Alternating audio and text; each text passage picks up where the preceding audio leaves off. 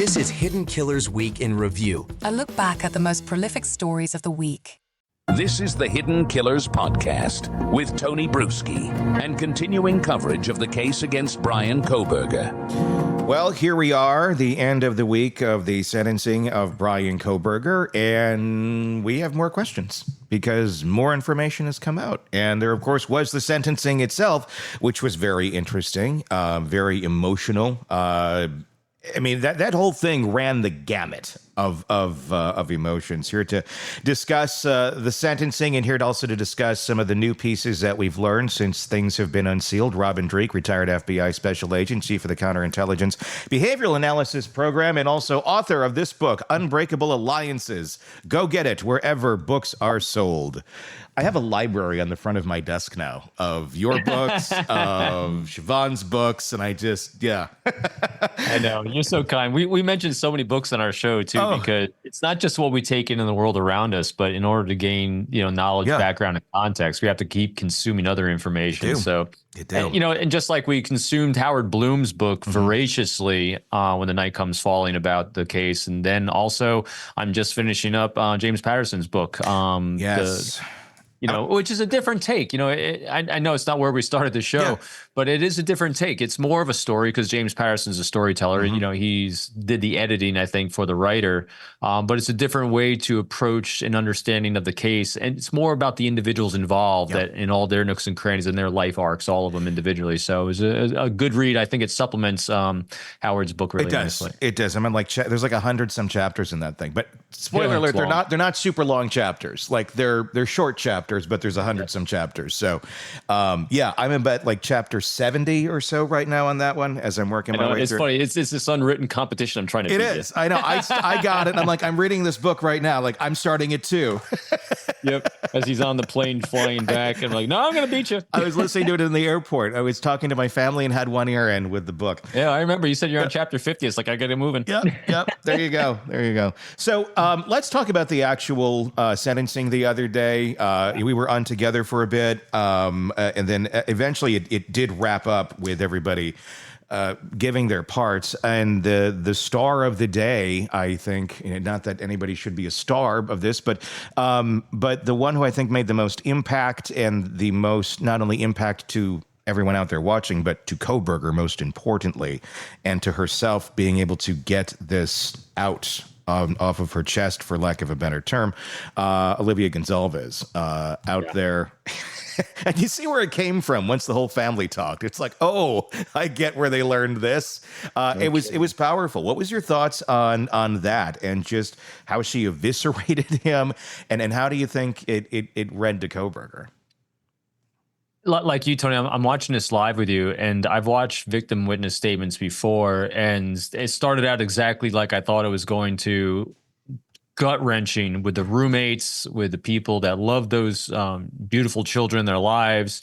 It started with Kohberger sitting there stone-faced, just unimpacted by anything, right?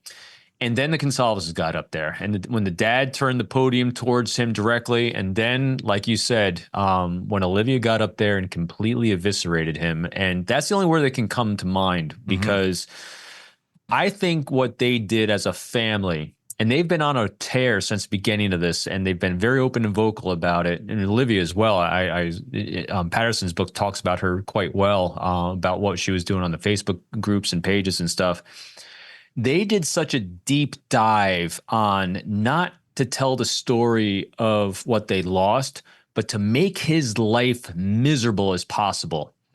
And I mean, when you're listening to not just Olivia, but her dad, the mom, and just all these people involved, you can see, and I've never seen this before, that they're going to spend the rest of their lives both living and making his a living hell as much as they can. It was profound is what it was. It was, I've never been inspired by victim witness statements before. I was inspired listening because they knew how to hit him. It's like, I think they must have had consultants that they talked to about how to make an impact with a psychopath, because really that's what they did. They didn't say, woe is me. They didn't say, I mean, she just went at him as a human being. I have no idea. I mean, if she wrote that herself, I mean, it was wonderfully written. But I'm not trying to downplay her performance by any means. It was amazing. But I do wonder if ChatGPT was involved. Just a hair. I mean, and I would use it because it helps you craft what you're wanting to say in the most impactful way possible. And I could see like that would have been very helpful in that sort of case to really just. I mean, it was precision strikes directly, It's a good way to put it. It was at Kohberger's psyche. And now the second part of what you said, Tony, how it landed with him. Yeah. Hard to tell. You know, he is predictably unresponsive, unemotional and everything. But if we're going to project onto him what we are theorizing him in high levels of psychopathy, again, not licensed clinicians, no testing done, whatnot, but the words that she used to diminish his academic prowess, to attack him as a man, to attack him in all these different areas, because the only thing that motivates someone that has high levels of psychopathy, as we've said numerous times, is a sense of grandiosity and superiority. And that's what she attacked. Very, very, like you said, precision strikes on absolutely everything. It wasn't the woe is me. I mean, you can almost see him.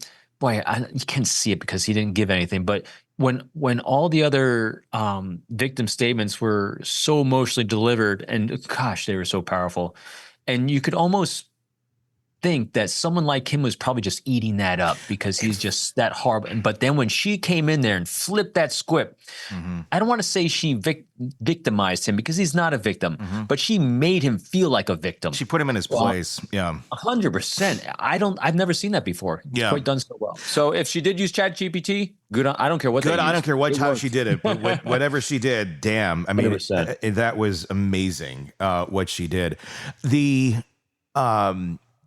Many people, many family members, people in the courtroom noted, even Olivia noted, she said to Brian Enton of News Nation that he was clenching his jaw and he might have forgotten to blink. Others noticed the same thing, specifically when Olivia was addressing him.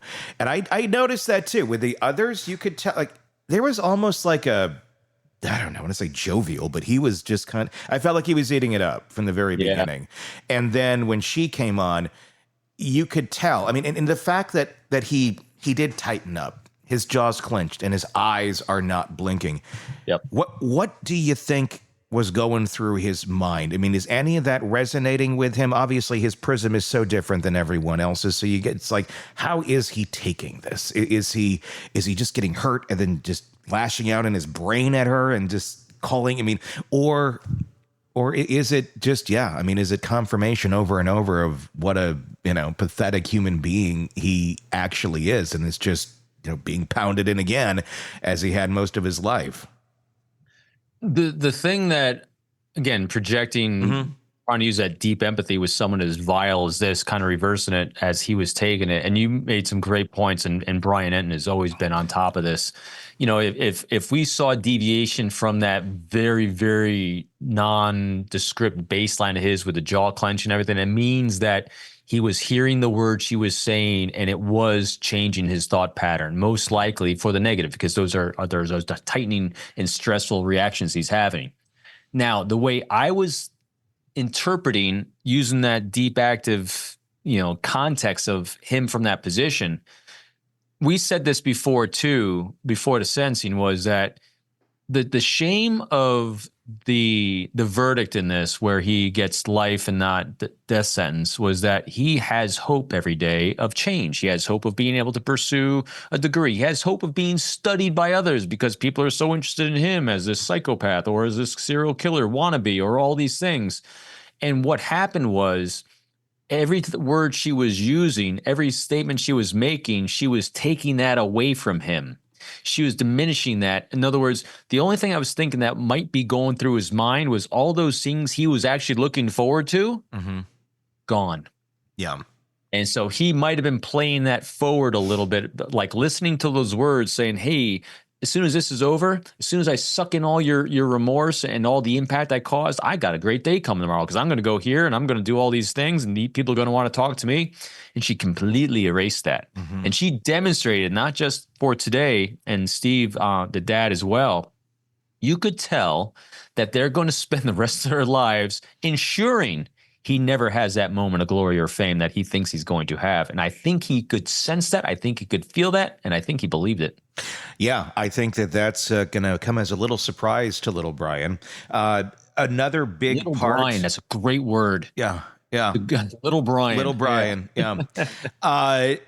Another big part of it, Steve Gonsalves was up there, and we talked about it very briefly during that break, but I want to expand on it more. There was a lot of people who were calling for prison justice in the victim impact. I've never seen it that many times in a row. Everything from sodomizing him to killing him behind bars. And it came up a lot from a lot of people.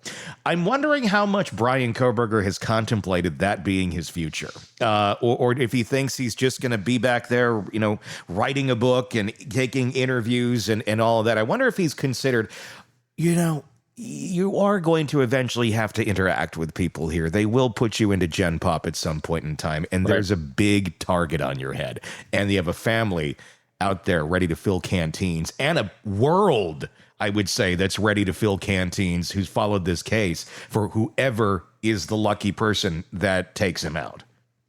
That's a great question because it resonated with me as well. Matter of fact, it's because we do so much true crime and because you can look at your search, things that you put in Google and everything. I actually precluded myself from putting into Google this morning. Can someone actually do, from the outside, like can Steve Gonsalves actually put a hit on Brian behind bars, and would he be prosecuted for it? I mean, I was really curious about it as well. Yeah, so I mean, I'm curious about that as well, but I was afraid to put it in the Google machine to find out. That being said, though, I would have been 100% on thinking that that's a likelihood. But at the same time, how often does that happen? How often does that happen? It's like, me, I'm always going for data and baselines on frequency, commonality. And I don't know, I just don't have any data points on. I need to do some deeper research without triggering Google to come at me. Yeah. But I'm also curious about, he's a scary guy. He's a little scarier than I thought he was going to be, because that one jailhouse report we had of the one guy that was going to hit him or got pissed off at him. And then Brian's reaction to him was creepy scary. Yeah. So it'll be really, really interesting if anyone wanted to give him a time of day again to kind of see if anyone's willing to engage him, just because, I mean, he's a cesspool. He is a cesspool, but I don't think he's that intimidating to a lot of people behind bars. No, I don't think he's intimidating. Again, it's just the you just don't know what he's going to do. Like that would be the thing. You just don't know what that mind is going to produce, and then what. That was also in the jail, not in the prison population, which is very different. Yeah. So I think his life, I think what he got during the victim statements in the sentencing was not the rosy life he thought he was going to have. They turned dark for him than I think he anticipated. Yeah, thankfully. Yes. I don't know that this has ever been I've joked about it over the years of like, somebody should start a business, Canteen for Kills. I mean, it's totally insane and illegal, and you couldn't actually do it until this. Like you're literally like, it would be a hit machine, but you can't do that. But I mean, I suppose if you were to literally be in contact with a prisoner, I mean, all that shit's monitored, obviously, and you were saying, I'll fill your canteen directly in a letter, you would be charged with murder, with ordering. But if you don't do it directly, if you're just in the ether like this, and people are like, hey, I wonder what that, I would bet people would fill the canteen of whoever does that. Not like, go do it, but just that person knows damn well they will have canteen for the rest of their lives. They'll be the Snickers king if that happens. So, and here's what I can envision happening more likely than not. And this is what was really, again, I don't know, was part of the design or not, or it's just manifesting because of it. the real, I love playing these things forward from the actions we've witnessed and had. Right now, whoever watched inside that prison, who's in population, watched his sentencing, is thinking to themselves, without anyone filling anyone's canteen, without anyone reaching out to them, is thinking to myself, I can be a hero. Yeah. I don't have to do anything, and I will be a hero. You don't even need incentive, honestly, I think, on this. I mean, Exactly. See what I mean? Yeah. So the Consalvases actually set Kohberger up for a very, very rough time whenever he actually hits general population, no matter what anyone else says from that point of view. That to me was the most grandest strategy, whether by design or chance, that I've ever seen, because he's doomed. Yeah, they didn't have to like be pen pals with anybody behind bars. Although I do wonder if they are. I mean, right. Because think about this too. Yeah. So you go to other wackadoos, broken brain, people like Lori De Belvallo behind bars who killed her kids, but she's got this element of crazy charisma behind her, that she can manipulate people and everything because she can become likable. She can endear herself because she's just a nutter, right? Kohberger's not even likable to anyone by anyone. And so he can't even rely on his personality to get by, to at least make one ally. And so I don't see a good day for him coming ever. No. Thank God. As far as we know, as far as I know, and tell me if you've found out anything different, Kohberger's dad was not in the. That's what I heard too. I didn't get confirmation, but I heard it was just a mom and a sister there. That's what I was understanding too. Again, I can't confirm it, but that's what I generally believe from what I've heard. What do you think that says? Dad's the one who seemed to be the one that was, reaching out. He would go drive with him back home, and he did it more than once. The last time was the last time he did it, but that wasn't a unique thing. He did try to basically be there for his son that he knew was a bit off. He's not there. I mean, for something like this, I don't think it's a, well, shoot, I have to work moment. I'm going to guess there was some meaning behind that. I don't know if it's meaning other than he himself, because, just think about the pain he's in. Just think about the pain that the family's in. And I like that they acknowledge that. I think, again, this is the 30,000 foot level we don't know behind the scenes, but, you have a family, every family's been devastated by this one horrendous individual. And you got a dad who tried so hard to save his son, and ultimately he failed. Yeah. And he's now got to listen to, can you imagine sitting in that courtroom, listening to all these people say these things about your son?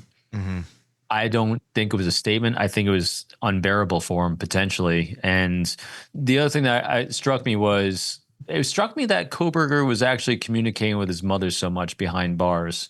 You really start wondering, what are they communicating? Because I thought about that a lot. What do you say to a son who's admitted to doing these horrendous things?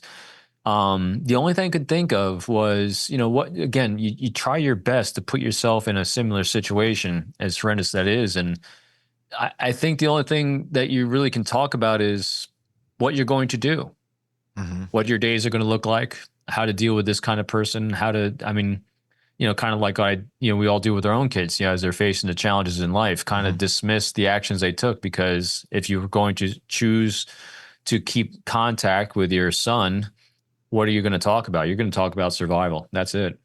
And I guess it is very much a personal decision for them, but I don't know that I could if I were in their shoes. I don't know either. I think I would be, you're done. I'm like, you're dead to me. That's why it's really weird the mother was in so much contact. Yeah, that's what makes it weird. It's like, why? Like, what you're there for your little boy who did these horrible, horrendous things, and he's a monster. He can barely communicate as it is. He's really no longer who he was as your little boy. The only stupid analogy I have in my head is, Chucky. Star Wars and now.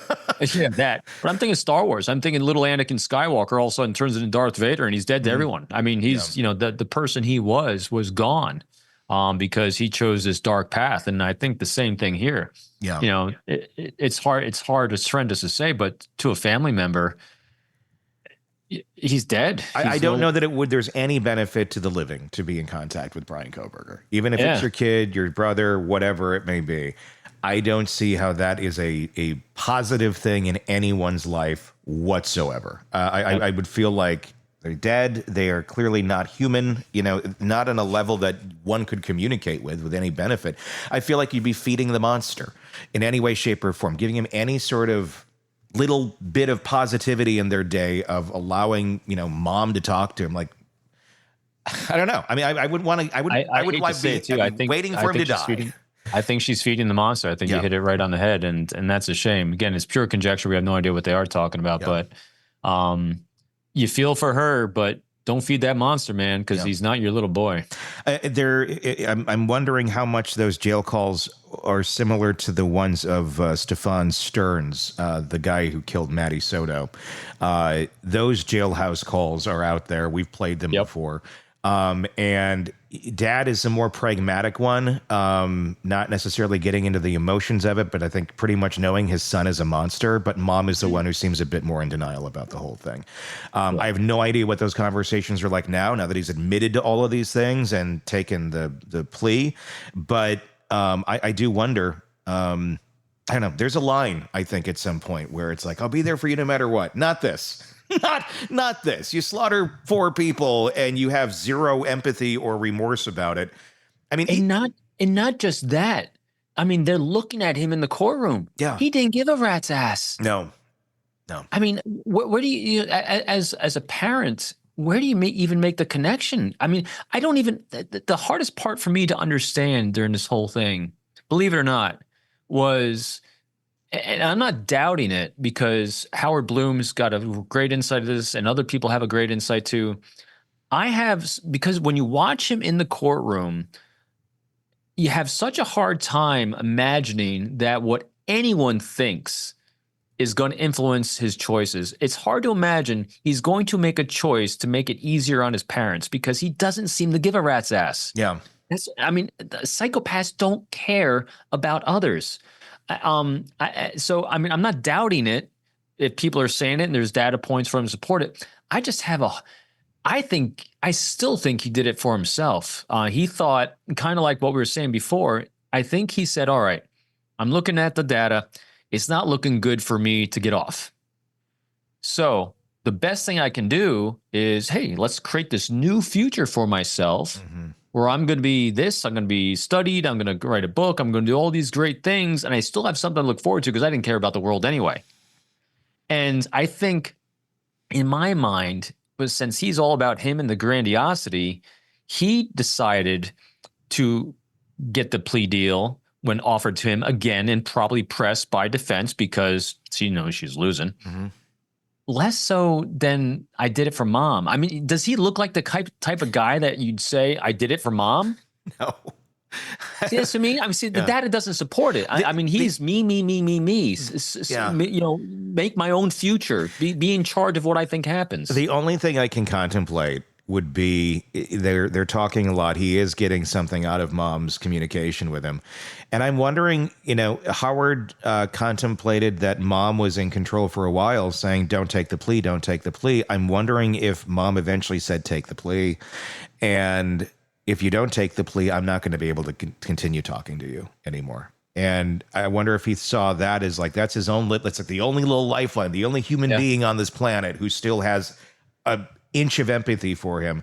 And even she was, I don't know, this is just my conjecture. I wonder if she's the one that drove it. And it wasn't in a way of, I'm going to take the plea to protect my mom, but Mom maybe said, I'm going to withdraw any contact with you. And that was the carrot on the stick that made him do it. Cause that would be a me move. That would be that goes away. I mean, right. And maybe she just, she knew, they all knew he did it.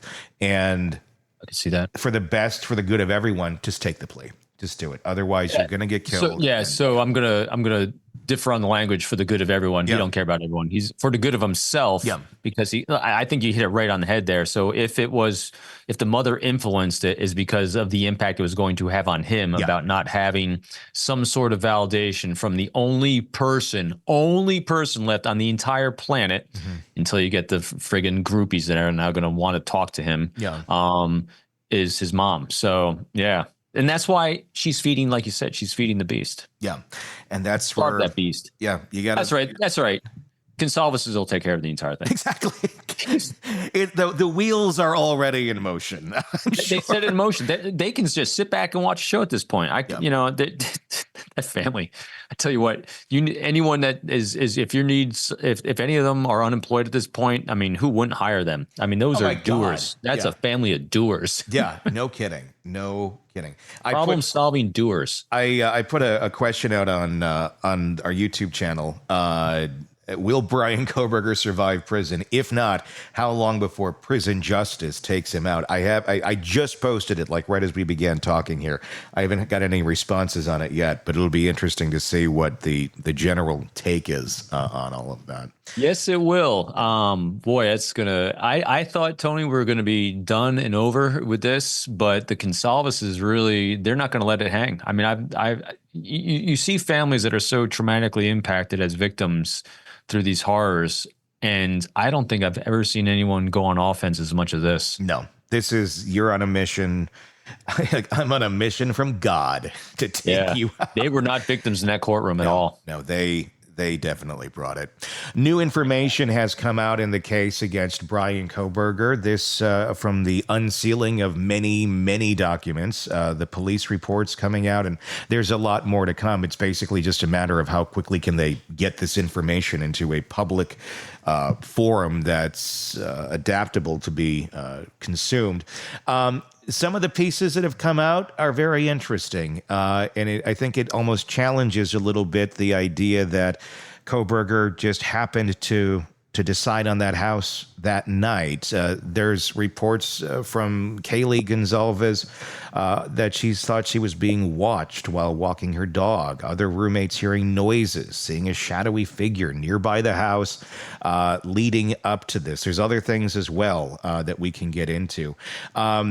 Do you think it was Kohberger? Do you think this was part of his stalking that I mean, obviously we knew he went by the house all those times. We don't know what else he did, but I'd be very curious if he entered that house prior to this actually taking place and had a bit of an idea of its layout. They had a door that was broken that got off its hinges, literally, like 9 days before all this went down.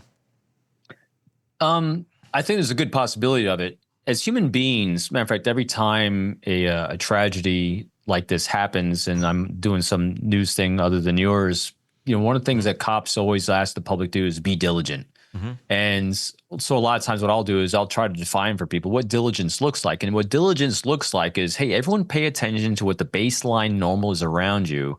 So that when something deviates from that baseline, you're going to say, hey, that's a little different, and you pay attention.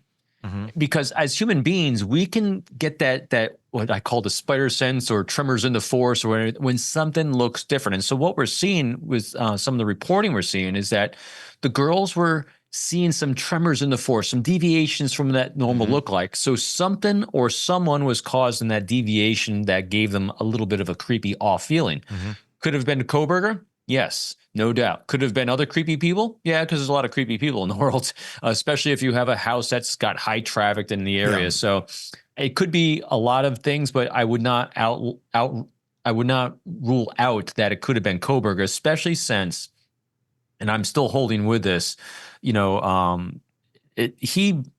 went to Idaho to murder. That was part of what he wanted to do because he bought the knife before he went out there. I think it was in his mind that he was going to do some sort of crime like this. Mm-hmm. Part of the next phase of that was identifying victims and identifying location. I think he was collecting data points on both simultaneously. I think the venue itself created an opportunity because it was so open, because it had high traffic area, because it represented, if symbology comes in at all, it represented the things he couldn't have, and that is being included with people that liked each other. Mm-hmm. Then you also had the girls, obviously, well liked, well out there, and also, up in the room where you could see, not Maddie, it was it Maddie? That you could, that she, it was Maddie. He was Maddie, by her window. So which is alluded to a lot in the James Patterson book, right? That he would sit outside the window. This is the conjecture of Patterson, that he would sit outside that window and watch her, and I believe it. That makes total sense. It also makes more sense too, of this amping up in behavior where he finally did go into the house, where we don't have anything. There's no evidence that he was on social media following them or anything. One would think at this day and age that, if you got a thing for the girl, and obviously it's more than a thing, this was obsessive stalking, but if you're the obsessive stalker, you'd be on their social media. You'd be looking at the pictures of them. I mean, I guess one could say, maybe he was and it was just erased and he wasn't necessarily following. There may have been that. I mean, there's ways I'm sure one could do that and it really never show up in a history. So I would wonder if that existed, but he certainly wasn't following them. But I think there was more physicality for Kohberger. I think that looking in that window, that old way of being creepy, old school creep rather than new school creep online. He was following that, and he's sitting there and he's watching and he's fantasizing every day, and this is how he's consuming that fantasy of his. And then at one point it breaks, and he can't. He has to go in. He has to do something. But it does make me wonder: was this planned for that night, or was this someday when the moment's right, when it strikes, I'm going to strike? And I wonder if this just happened to be the night that he just couldn't hold it back and chose to go in, and then is utterly shocked that there's all these other people in there. Or I'm assuming he thought Xana was sleeping, and I don't think he anticipated Kaylee being there. Right. And I think that plays out a bit, too, in what we've later learned now about the brutality of all of this. Yeah, and the brutality of it really kind of struck me as well when we're trying to identify this arc of his, because the one thing I wasn't really seeing until we've seen some deeper dives and some releases is that arc. And Howard alluded to it as well, and his arc is the rage arc. Yeah. And even though he didn't do anything as violent as this, there was a rage arc. And so here's my conjecture. He went out there with the intention of, I'm going to eventually do this because I want to experience this because of the emotional need and whatever fantasy, whatever he wanted to do to impress people, all that we've talked about.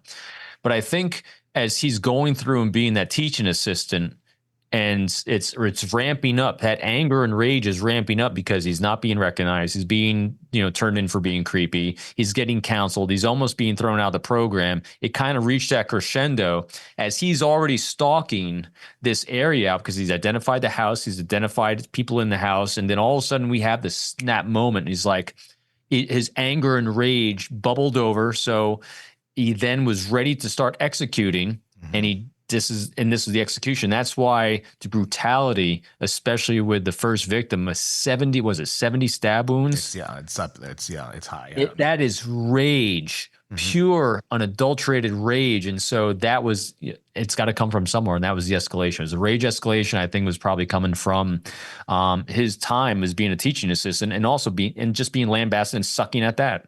Well, and sucking at this too. I mean, literally, yeah. I think my guess is he went in thinking he was going to get to Maddie, and there's going to be an essay, and he was going to kill her.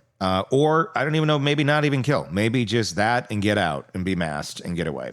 But he gets confronted by all of these other people.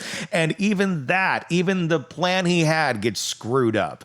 And I can almost like picture it in like a movie type way where he goes in, he thinks he's going to do this. And all of a sudden, just that look he has about him, that blank stare, like, oh my gosh, he's met with reality that wasn't exactly what he thought it was going to be. And he's like, just going nuts, just anybody who's in his way, and they screwed it up. I feel like the excessive rage in this case was more so because even this plan he messed up. And so he just went to town, and I'm not trying to be crass or anything, but he just went crazy on these people because of that rage, because again, he was stopped and his plan went to shit. And why is that? Because these people were there, not because he shouldn't be in this house doing what he's doing, but because they got in his way. There's no other explanation, really. And from the very beginning, I remember, when we started covering this together 3 years ago, the first thing that struck me, and it's held true throughout this, is that he planned this as if this was a final in high school, and he's a student, and he's going to execute this, and his supreme arrogance was his undoing the entire time, because he failed this exam and he could not. This guy, thankfully, could not innovate. Yeah, he could not take something new, take a new data, and as much as he thinks he's so smart and great, as Olivia was saying, he's a horrible student. He's the worst student there possibly is, because he didn't learn a thing outside of the stovepipe of what he thought reality was, and he thought this stovepipe in which he saw the world was it. And he's completely right, and everyone else is an idiot. Yeah. Which, as tragic as this is, I still think had he been a better student, he would not have made the mistakes, and this might have continued to go on. Oh, we also learned how sloppy he was as well. There's Tinder messages out there now, and this would have been big as evidence had this gone to court, connected to Kohberger, where allegedly he's mentioning K-bar knives. Yeah. And dark fantasies of like, what's the worst way to die? Like people talk about on Tinder. And doing it on that Facebook page as well. What on earth? This is just how screwed up his mind is in terms of like, oh yeah, go on Tinder. People are looking for that. They're looking to find a partner. They're looking to hook up. They're not looking to chat about K-bar knives and the worst way to die. But Kohberger thinks that's going to be the calling card to get some. Here's something I hadn't thought of before, but when you're talking about that on Tinder, it really made me think that there's some time ago, I actually looked up the stats on this, and it's true. And here's what true. I don't remember the exact numbers, but the number of people and by gender that are into true crime, it's vastly dominant on the female side. Females are definitely much more into true crime stories and stories like this than males definitely are. And I really wonder if part of his motivation was that. How so? Maybe trying to, so he's kind of talking on these forums. He's on the Facebook page that was created around this case and Tinder. And he's on these forums trying to share his expertise and get these thoughts and opinions. And who's he interacting with for predominantly on these sites? Women. Yeah. Well, because look at his attorney team. I mean, I didn't know that he had a whole lot of choice in that matter, but yeah, he's. I thought it was funny. I'm on the way out on the conjecture thing on that one, but it's just since you brought up Tinder on it and what he was posting, it's like, it's the only time I'm thinking about it. It's the only time where he's actually having an interaction with a female that actually might have been halfway interested in the things he was saying. Yeah, I mean, it's interesting because he has this rage for women, and he's being represented by all women.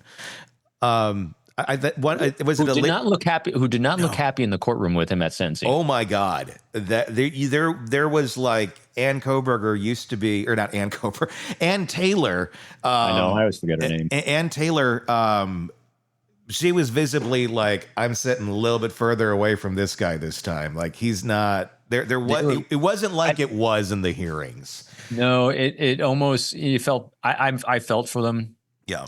To a degree. They did their job, without a doubt. It felt like shame was just leaking out of them. Oh my God. And I don't know who the assistant attorney is on the other, on Kohberger's left. Yeah. But I saw her smirk when Olivia started talking and Steve Gonsalves started talking. I did too. There could have just been me trying to see what wasn't there, but I was watching them when they were eviscerating him, and Anne was, again, she kept her head down most of the time. I thought I got a little nod or two out of Anne when Olivia was letting him have it. Especially when they were talking about like prison justice. I swear to I could be wrong. I was watching it, in real time, and I think I saw a little bit of, please take him off this planet. Oh, it was really good. Because, I mean, I can't imagine, like, I asked Bob Motta this the other day, defense attorney. I said, Bob, what is she thinking right now in that courtroom from a defense attorney standpoint? And he said, I know exactly what she's thinking. I saved my client's life, and I did my job. Right. And she did. That was her job. She succeeded at doing her job.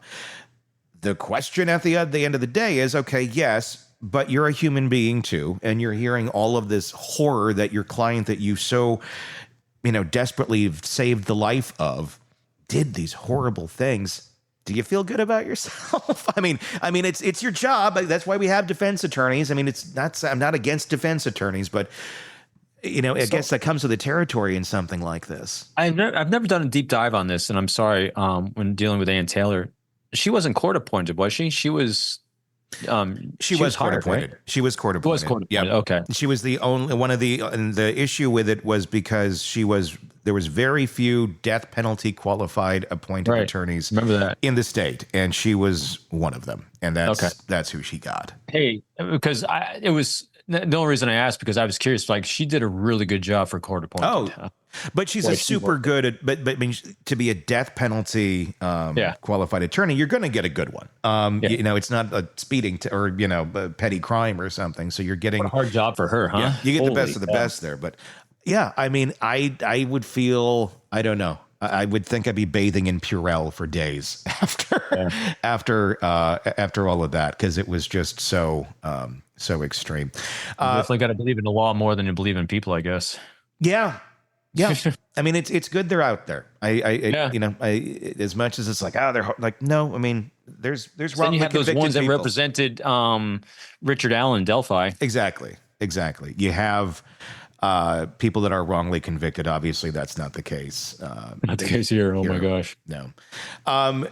The K-bar knife, obviously the sheath left behind. We still don't know where the murder weapon is. We don't know exactly how the hell he got in and out of there with as horrible and gruesome as this scene was without leaving a trail behind him. I mean, I think that's still a bit of a mystery.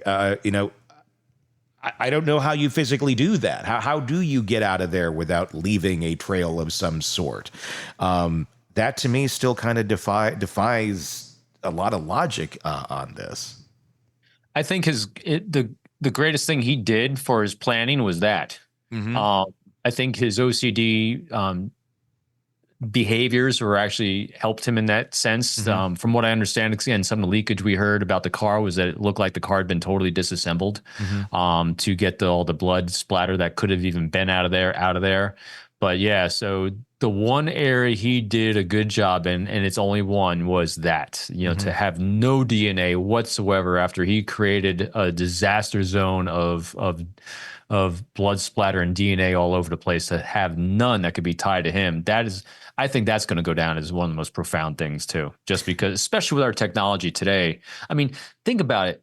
We were able to get a minor, I think it was a thumbprint, like half of a thumbprint, not a thumbprint itself, but the DNA off a snap of a knife sheath that was under a bloody body, to be able to tie it to the dad to go back to him. Yet they could find not a molecule of any of the victims anywhere on him, his car, his apartment, or anything. That's remarkable. And they didn't find it. I do wonder if it was there, because there's a couple of things I look at in this case and go, you mean the knife? Not the knife, just in general. Like, was there more evidence that was missed in the investigation itself? I mean, the house got torn down. I do wonder, because there are elements to this that they've come out and said, well, this is that. One of those specifically being the Papa Roger online persona. And they said, no, that was not him. We have concluded that was not. They said it wasn't him, really? They said it wasn't him. I don't believe that.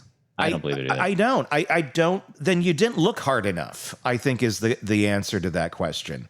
You didn't look hard enough, because there's no way in hell someone had a online picture that looks just like Brian Kohberger releasing information that no one else has knowledge of publicly before.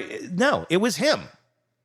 How else would this have happened? How else would you, if it was a different picture, sure, maybe so you could have some nutcase out there just spewing stuff and it just happened to be right. You don't have some nutcase spewing it and having the picture of Kohberger. And so here's, even when you're looking at these online forums, and there's a lot of noise because there's a lot of people on them that were doing it.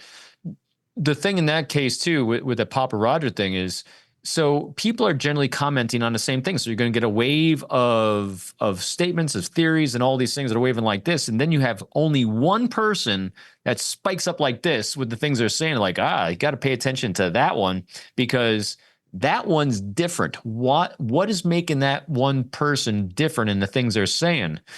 Because there's a spike, because you have a normal behavior of all these other people, but you have one spike. Now, if there's like 3 to 5 to 10 other people saying the same thing, maybe.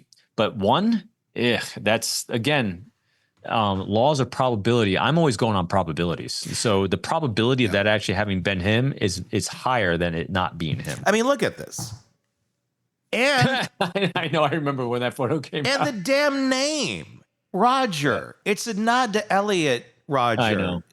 Of course it's him. And that's when I saw that it's not him. Look harder. Yeah. So what else did we not look hard enough at, too, is my question. If that you believe is not him. And why do you believe it's not him? What was the thing that brought you to that conclusion? Was it an IP address? Was it, can you definitively tell me who it was then? Or can they definitively say off the record, we know it was this person? I mean, I don't buy that one. I know Coffin Daffer posted about it because she was big on it. She was probably the biggest person on it forever. And I'm actually talking to her this afternoon. I'm curious to get her thoughts. But she had tweeted about it saying, okay, it wasn't him. I was wrong. I don't think she was wrong. I just... Again, let's just look at data. Yeah. Let's look at the data points. It was Papa, what the hell's the name again? Roger. Papa Roger from what I understand, he was the only one that came out with these theories about the knife and all these things and started out of everyone. And started steering people away when they were talking about the Elantra, things that were like solid of like how to find him. No, that's a red herring. He steered people. But it's one person. See, that's when you got a spike. It's one person.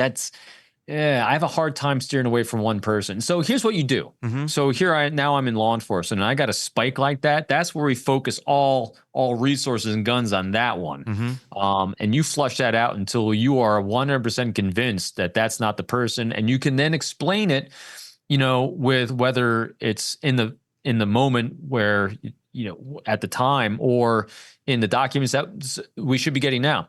So with the gag order lifted, one thing they should be able to do, if it was indeed not him, is show you exactly what they did to say it wasn't him. Yeah. I mean, you have to name the name of who it is, obviously, but why? It's not just it wasn't him. Why? How was that not him? Because right. I have very little faith in other cases that you're not going to be able to recognize people like this if you're thinking that this is not him. And so if it's not him, how come the person that actually is, with all the notoriety they could have for being so spot on, how come they haven't come forward? Exactly. Well, and this too. I mean, the man was obsessed with being other people because he was such a shitty human being himself. I mean, that's the thing. I mean, American Psycho, we called that right away with the picture of him, this one with the shower.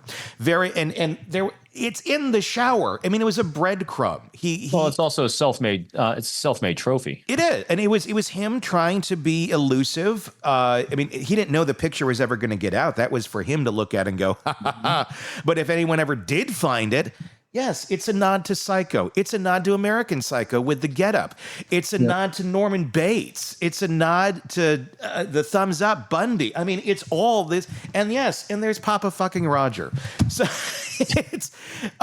it's him. I mean, this was his propensity to do this, and he probably still will do this from behind bars. There's going to be more of him trying to emulate other people. I think he's going to go down BTK's road a bit, and really try to communicate and have some sort of dialogue with people. I think so. Part of what I think one of the reasons he took that plea deal is because he saw he could be another BTK from behind bars. Exactly. The problem is, BTK is a lot smarter, he's a lot smoother, and he's a lot more congenial. Yeah. I mean, literally, as horrendous as BTK is, he's a more likable guy than Kohberger. Yeah. And so Kohberger's, so what I envision Kohberger trying to do is BTK-like things, and he's going to fumble the ball. And that's the thing with this too, and that's a good point. This kid has always fumbled the ball on everything always. he has. So what is there to study about Brian Kohberger at the end of the day? Honest to God. I mean, I get Just like Olivia said, he's nothing but a wannabe. He is. Because, look, BTK is worth studying. There's a long history of his shit that he terrorized Wichita for like decades. Ted Bundy's worth studying. All these people who had a lot of reps, who got away with it over and over and over again and manipulated people over and over again, they are worth studying. Kohberger didn't manipulate anybody. Kohberger was an idiot. Oh, my God. It just struck me because all these other people like BTK, Ted Bundy, and all that, they were original. Yes. He's not. Kohberger's a mimic. Like, other than studying him as a mimic, there's nothing to study here. He wasn't good at what he did. All right. He wasn't. He sucked at being everyone else. Yes, he sucked at being himself, and he sucked at being everyone else. Yeah. He just everything. And it's because of the way his mind works. I just don't know what there is to study here. And I'm glad there are people like Catherine Ramsland out there who I'm sure will hopefully, get to do a little insight on this. And I hope they take the judge's lead on it. Who says, "Hey, study him, but don't release it. Use it in academic circles and things like that, but give him no notoriety." It's going to be out there. It'll be a book. We know that's going to happen. But I just don't know that there's any depth here. It was a very perplexing case to watch. It was outrageous of what he did, but he ain't no Ted Bundy. He's not BTK. He's a student. He got away with it for a short period of time, like less than a month, and then he left a ton of evidence. Failed wannabe. Yeah, I mean, because it wasn't just the knife sheath and the DNA as being the linchpin. We're learning now there's a lot of other stuff that they were going to bring out. The car had him nailed really good. Yeah. The cell phone data had him nailed really good. I mean, because again, he operated in such a stovepipe for someone that we're theorizing was planning on murdering people for such a long time. And we've said this before, people shouldn't, what they're failing at is they're planning the murder and how to cover their tracks of the murder. They're not learning how to cover their tracks of the planning of the murder. No, he's not this elusive enigma that I think. He's not smart. No, he's not. He's blinders completely. And that's what his biggest downfall is. He had dumb luck about cleaning up his mess of blood. Mm-hmm. He was good at that. His OCD served him well there. And that's the only thing he did good. Yeah, he screwed up throwing his trash away. He screwed up. His alibi. No alibi. It was funny. Even the Facebook page, reading James Patterson's book about them kind of poking at who leaves a knife sheath behind. Who doesn't have it at least on their belt? I mean, how? Like, would you carry a knife in the knife sheath? I mean, what the hell is it not doing on your belt? What? Like, why is the sheath off of you? Why is it off there? Yeah. And then Papa George's or Giorgio. Papa Giorgio. His Vegas vacation. I know. Papa Giorgio. Papa Giorgio's response was that, "Well, you're going to walk in there with the knife unsheathed?" He was so stupid he wasn't even getting the point. No. Moron. Jail records. This has been interesting to learn about what's been going on behind bars. Reporting he's obsessively washing his hands dozens of times a day, taking extended 45-minute showers. I didn't know you could take extended 45-minute showers in prison. Like, you might want to do that after a while. It might not be a good thing. I think it'd be like get in, get out. But he's doing that. There's also reports that he has a very bizarre sleeping schedule, more reminiscent of Dracula than a human being, sleeping during the day, staying up at night, all night, and it's disturbing to the other inmates because it's like, what the hell is this guy doing? Obviously, and also asking to speak to a priest immediately after being arrested. With some of these new things that we're learning about his behavior behind bars, what do you make of it as a behavioral expert? I still think it's just a case of real broken brain. Yeah. And broken brain comes, it's not just in him killing 4 kids. It was broken in a lot of different ways. I think sleep schedules, his whole, just think about this. The thing that causes people to do things is massive chemical imbalances, and chemical imbalances in the brain are going to manifest in a lot of other areas, whether it's sleep, melatonin production, and then seeing a priest. Remember, so the first thing that I thought of when you said see a priest is he's still seeking and needs stimulation of some sort, because that's the whole reason, I think, part of the reason why he wanted to kill someone is kind of get the stimulation that he wasn't getting. He gets no emotional stimulation. He told his father about that early growing up. And so I think he's doing his best to try to keep doing something to trigger some sort of emotional response someplace in his brain. And maybe seeing a priest was going to be his way of doing it. It definitely ain't for repentance, because he doesn't give a rat's ass about that. No, I'm like, how does religiousness play any role in his, unless it's a twisted brain? He very well could. He could. Yeah, but also, Rex Heuermann saw a priest too. Yeah. So, I mean, it's self-serving. It's someone being able to tell you what you did is okay, and you'll get forgiven for that. So think about this. So what do priests do when they see you? They listen and validate you. Mm-hmm. Yeah. And what's his mother doing? Yep. There you go. So when he can't talk to his mommy, he's going to talk to a priest. Not because he's religious, but maybe someone will sit there and listen to him rant about how he is. I'd like to pay a priest to go tell him he's going to burn in hell. like have the priest go and just like Olivia Gonzalez. I want it to be like that, where he thinks he's going to get a nice little church time, and it's like the church lady on crack. Bring Martin Short in there as the church lady. You're going to hell. Yeah. It's sad we're laughing about it, but I think he just that. It's because of the Gonzaleses. They really did a good job of helping us all deal with this. They really did, because they helped all of us go on offense with him in a much more profound way than I ever thought anyone could ever do that. I've never, because look what we're doing. We're laughing at him. We are. I mean, and there you had. Yeah, I mean, it's so pathetic once you look, and once they're learning more and more about all this too. It's like, holy shit. So think about how awesome this is, and how those Gonzalez family did this. Had we only listened to the heart-wrenching, amazing, profound stories of the impact of the survivors, of the other roommates, and all the family members, we'd be sitting here most likely talking about them, the people that were lost, the impact, and what a horrible human being he is. Meanwhile, we're riffing off of what the Gonzaleses gave us about what a pathetic human being he is. Yeah. And so it's enabled people like you and me and the rest of the world to poke fun at the piece of crap of a human being that he is. And he's going to get nothing but that for the rest of his life. Good. Yeah. I hope you found us on your iPad, Brian. Yes. Wouldn't that be great? You suck. Your time's coming. There's a lot of people that want to, fill their Big canteen. D's coming for you. The Big D is on the way, Brian. Want more on this case and others? Then press subscribe now and don't miss a moment of true crime coverage from Tony Brueski and the Hidden Killers podcast.